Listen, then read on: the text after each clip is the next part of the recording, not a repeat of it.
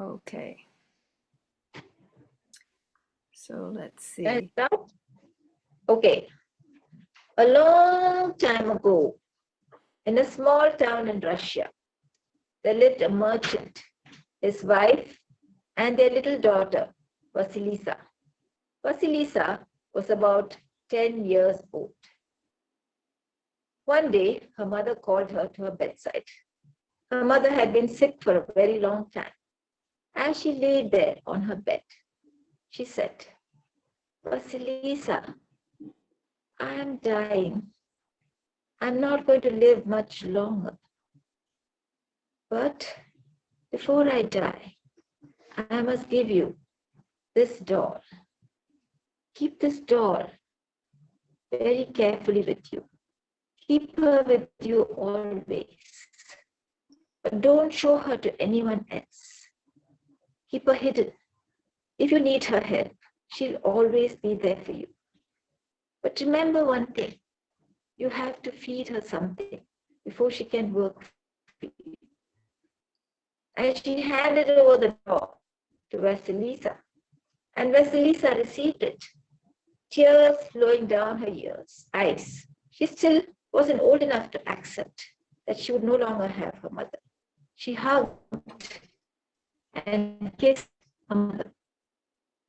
A few days later, her mother passed away. The merchant and Vasilisa lived together for some time, quite happily. But after a few months had gone by, the merchant felt lonely and he married another woman. Now, this woman had two daughters of her own. She didn't like Vasilisa on sight. Vasilisa was beautiful, she was charming, she was courteous, she was kind. She had long, flowing black hair, bright black eyes, and a beautiful expression, always with a smile on her face.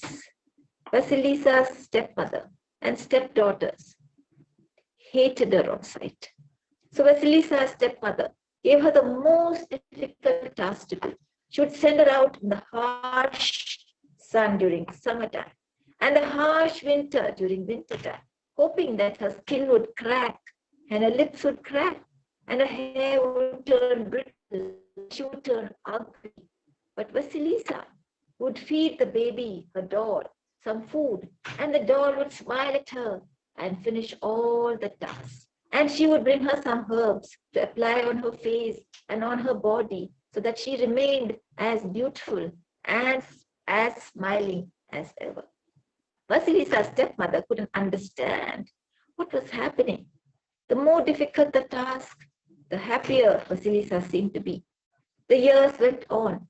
Vasilisa grew older and she became more beautiful by the day, beautiful inside as well as outside. One day, when the merchant was away on a long trip, Vasilisa's mother shifted their home closer to a birch forest where the dreaded Baba Yaga lived. Baba Yaga was famous, or rather infamous. She loved to eat human beings as other people love to eat chicken. Now one day, Vasilisa's stepmother, she went around the entire house, blowing out all the candles, till the house was shrouded in darkness. It was quite late at night.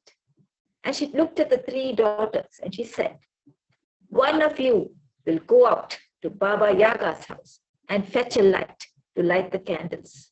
She turned to her oldest daughter, but the oldest daughter said, I am knitting, mother, and I can see my needle well enough. I don't need the light. She turned to her second daughter, and the second daughter said, Mother, I'm doing tapestry, and I can see my needle well enough. I don't need light either. The stepmother, quite happy at heart, turned to Vasilisa and said, Vasilisa, you shall go to Baba Yaga's house and fetch some light for us. Vasilisa was frightened. She had heard of Baba Yaga, and she also was scared of the dark. But she knew she couldn't disobey her mother. So putting her doll quietly inside her pocket, she set off into the dark night. And as she walked, the doll and her, she stumbled and fumbled. And suddenly, a man dressed all in white went galloping by on a white horse.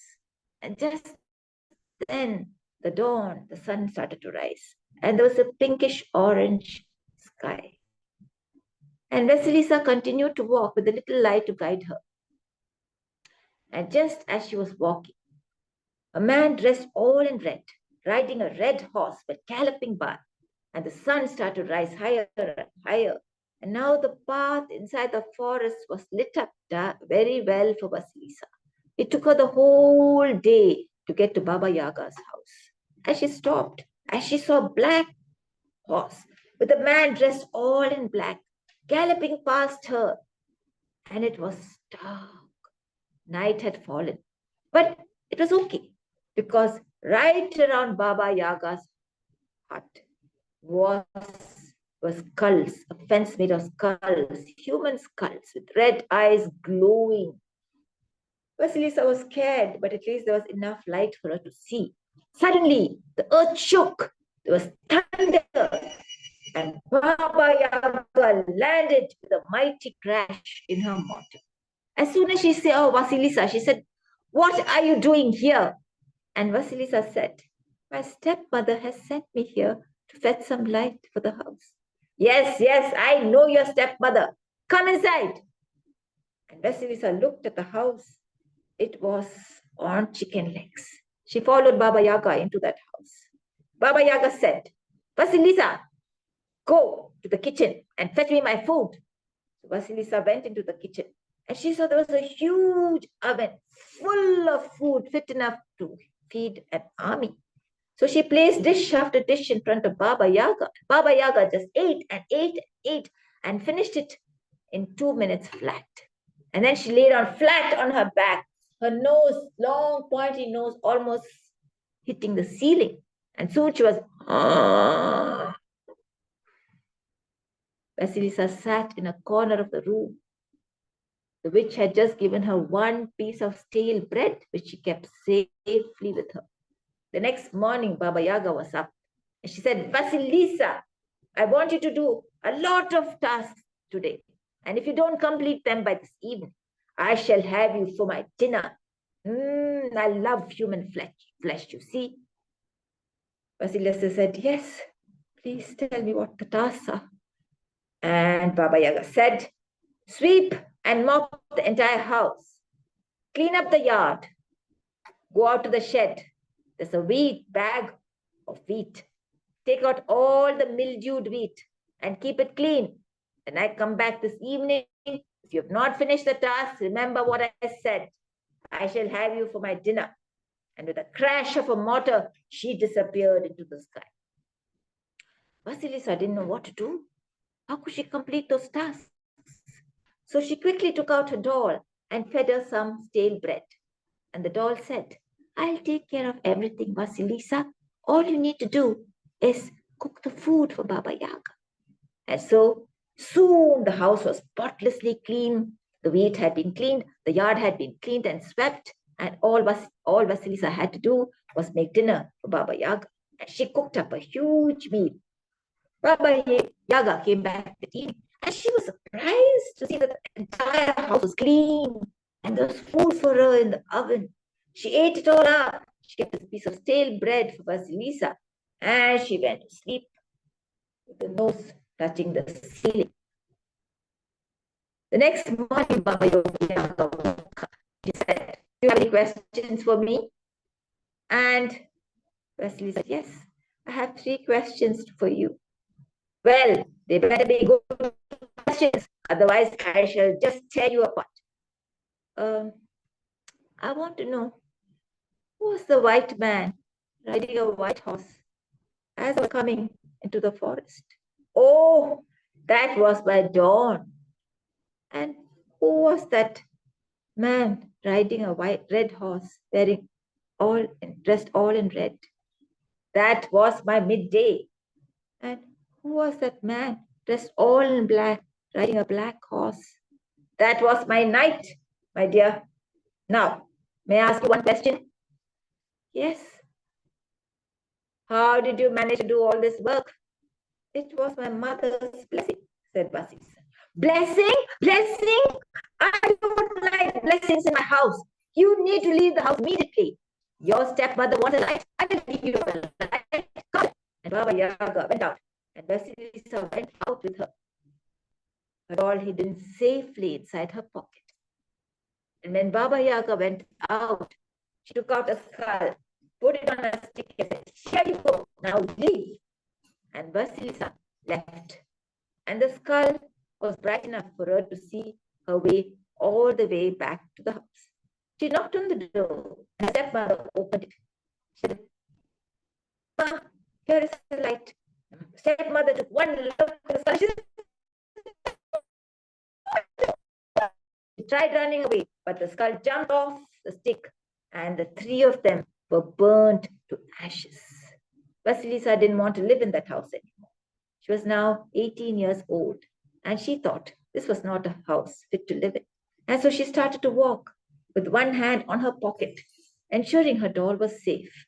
She kept walking. She walked and she walked and she walked till she came to a small little cottage. She knocked on the door, and it was opened by an old woman with a smile on her face.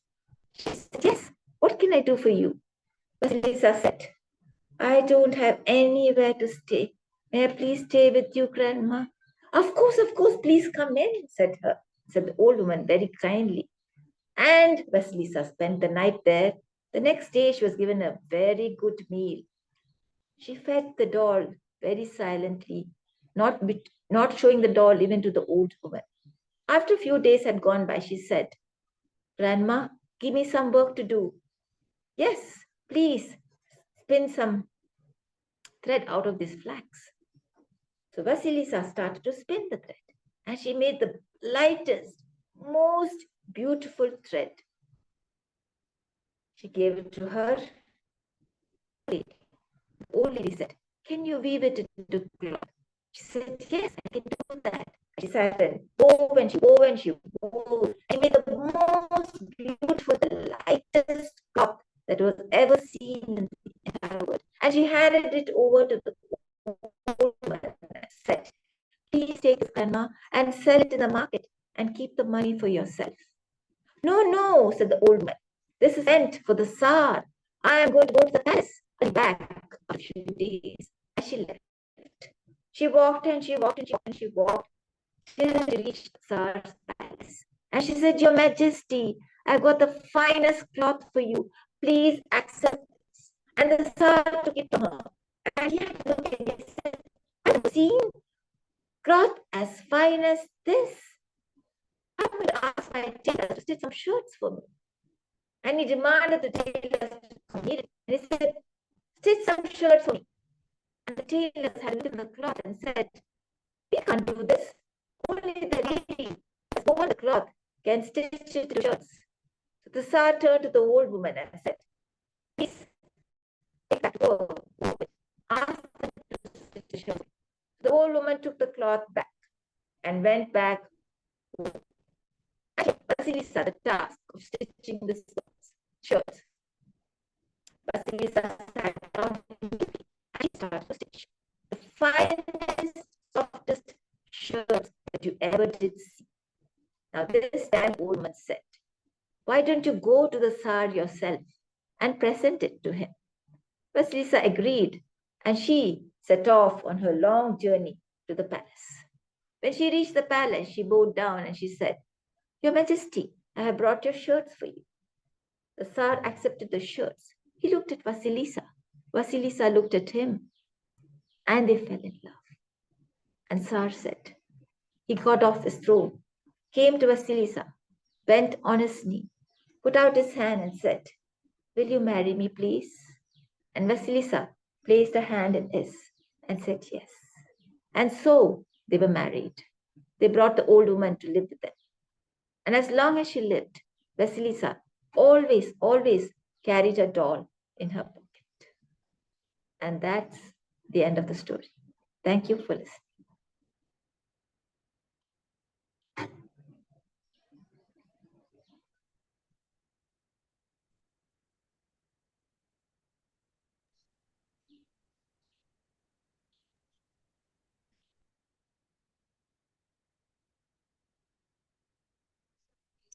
Where did you get the story? Renew. You're on mute. You're on mute. Okay, so I found this story on the net, and I have, of course, added a few changes here and there as I wanted it. But the base of the story is the same I found on the net, but I have added my own touch to it. Can you hear me? It's from many, many stories. I have a story about Vasilisa, and the way you told it compared to the way I tell it, yours is a horror story, bless it or not. But there are so many stories about Vasilisa in Russia that it's that name is kind of generic for all names, which is very, very interesting. You did a really beautiful job. Thank you. It was nice. For your information, Renu, are you able to hear me?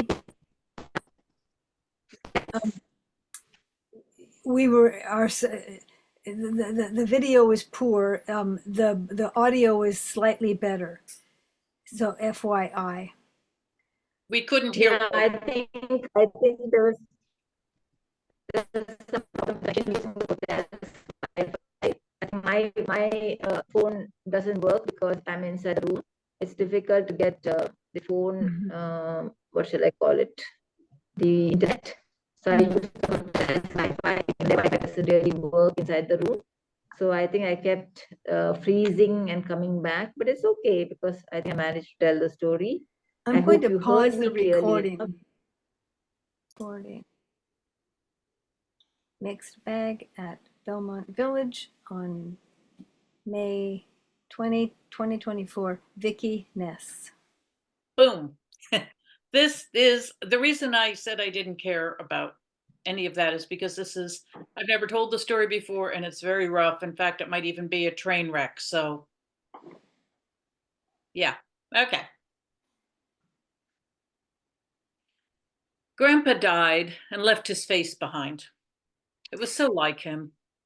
So when Mama and the kids came home from the funeral services, why, there was his face propped up against his favorite recliner, giving her looks. And like it was her fault. Well, there was not much to do at that point but to prop him up, his face up in the corner of the sofa against some cushy sofa cushions there, and get on with her life. Well, the kids loved it. You see, they loved Grandpa. And the youngest one, Tomas, he was the bookish one, so much like Mama herself. And then the oldest one, Althea, who had just turned 12 and had dyed her hair such a violent purple that it could make you sick to your stomach. She did that without even asking anybody's permission. She fairly glowed purple. Well, the two of them had in common their love of Grandpa. And so when they did their competitive video games, wiping each other off the battlefield, why, Grandpa's face was between them on the sofa, watching every strategy and every move. Oh, they loved it. Now, Mama was a little more ambivalent because with his face propped up there, why, the pastor's wife refused to come into the house. Her entire book club unanimously decided that if they were going to Mama's house, they were going to visit a restaurant first. And Mama could stay home if she wanted, or she could host at the restaurant. But you know, the worst thing was that Mama in the afternoons had time on her hands, and she'd get herself a cup of coffee and sit down and tell her father what for. Things she'd never told him, but she should have. You see, her daddy was a party man. If there was music coming from next door, or a party down the block, or a dance, her father was there. And the music would grow, and the laughter more infectious, and the dancing more wild. You see, everywhere he went, people just glowed with whatever was inside them, and the party lit up, and people loved him for that. Oh, he just brought light and joy wherever he went, except at home, because you see, he was never home. Daddy, you were never home. Do you know what my fondest memory of you is? The one I remember all the time is the back of you. on your way out the door, grabbing your jacket, saying, "I'll be back soon," but you never were, Daddy. You left Mama and me all alone. Where were you? Just because I was a quiet kid didn't mean that I wasn't worth listening to. I could be fun, but you never listened to me. And oh, and she would go on with her recriminations. And Grandpa's face grew very quiet and looked up at her with a stillness. And as always happened, she fell into his eyes. You see, Grandpa's eyes, all his life, you know where some people, when they look at you, they poke at you with their eyes, or they grab you with their eyes. But Grandpa's eyes opened like a flower and welcomed whoever was in front of him in. And so it was when he did actually stop and look at his quiet, bookish daughter, why she fell into the arms of her father's love that was deeper, a support that was stronger, and a sense of safety that allowed her to actually stop and feel who she was, deep, deep in the depths of her. And in those moments, she learned that she was of value. And she listened to herself, and she grew to be a woman who knew her way in the world and grew stronger because of those few moments that she could live in the peace and the warmth and the love of her daddy's eyes. But those were few and far between. And on she would go. Do you remember when you left me in the driveway? You were going to teach me how to drive, and I sat there for half an hour. Finally, she realized this was getting her nowhere. It was just upsetting her. And it just made everything uncomfortable. So she told her daddy she had to put him away. So she wrapped him up in bubble wrap, and he closed his eyes with the peace of a child being tucked into bed. And she put him up there in the attic with the Christmas ornaments. And so it was that he came down every Christmas. That was the tradition. And so when they decorated the tree, why, Grandpa's face went up over the mantelpiece. You see, nobody came for Christmas but the family, and they were good with it. And of course, Grandpa loved every holiday, even the ones that were nothing to do with him, like St. Patrick's Day or Cinco de Mayo. He was there. But Christmas, he loved Christmas. And his face would sit up over the mantelpiece, mouthing the words to all the hymns, all the Christmas carols. He'd watch as gifts were opened. And so it went year after year. Grandpa was a Christmas tradition. But it seemed like every year when Mama looked at him, his face was getting a little more diffuse, as though he was getting out of focus somewhere. And very strange. Then one year, when Althea turned 17 and Tomas turned 15, they were sitting in a tsunami of wrapping paper from the gifts they had just opened that Christmas morning, high on the sugar from a Christmas morning pancake breakfast, and they had devolved into their devices. Well, that left Mama pulling out the plastic garbage bin from the kitchen and piling in all the wrapping paper, the huge clouds of white tissue paper, the stringy, nasty curling ribbons, the crushed plastics, the cellophane, the boxes, the gaudy wrapping paper, into the bin and then out to the recycle, and back into the bin and out to the recycle, until the living room was clean. But then she noticed Grandpa's face was missing from over the mantelpiece. Oh no. Oh no, he must have fallen. That means I threw him out with the trash. I threw my father's face out in the trash. She went out to the recycle, threw open the lid, and started winding through everything, holding up tissue paper and wrapping paper, feeling for an eye, a nose, something. Daddy, I'm here. Daddy, Daddy. And that's when her neighbor, Edna, who had grown up with her, came out and leaned on the fence and asked her what's going on. And Mama said, I threw Daddy's face away in the trash. I can't find it. And just at that time, the back door slammed, and out came Althea, looking for all the world like some punked out parade float. Things in her nose, things in her ears, clothes that made your eyes hurt, earbuds in. Across the back of the house she went, with Mama following after her with armfuls of ribbons and things saying, young lady, 4 o'clock, Christmas dinner at 4 o'clock. Look at me, young lady, 4 o'clock. Althea, going down her way, just waved over her shoulder to her mama and kept going. Or down the side of the house, and mama could see across the road was not one, but two clown cars of teenagers. Oh, those cars immediately erupted, and out came all these teenagers who ducked and weaved across the traffic and came out to surround Althea. And sure enough, those teenagers, each one of them, why, that one turned into the cleverest one. Look at him. And that one there, oh, she suddenly was beautiful. Oh, and that one there, oh, he was funny and smart. And there's the brainiac.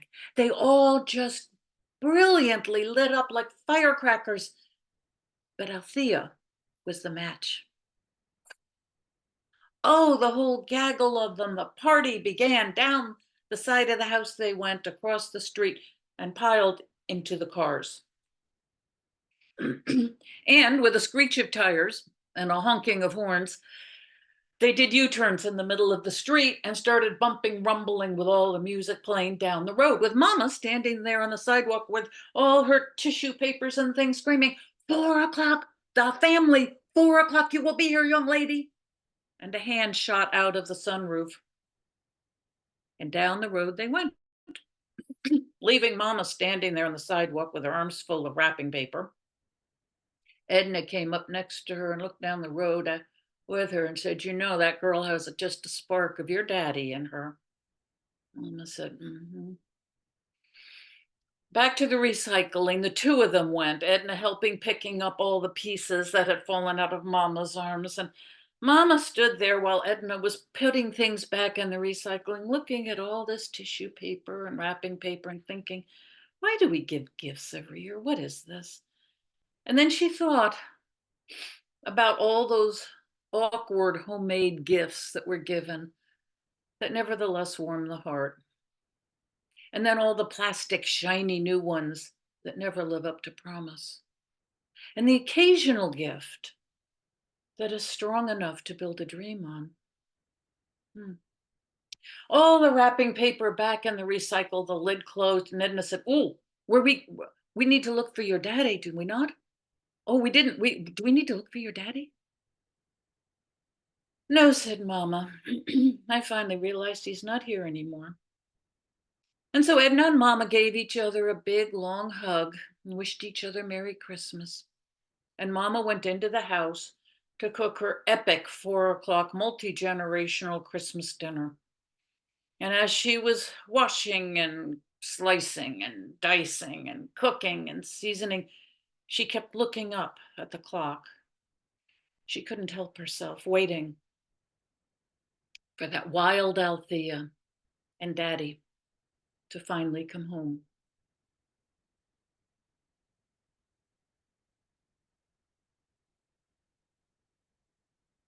That's it. I told you it was a train wreck. It's new.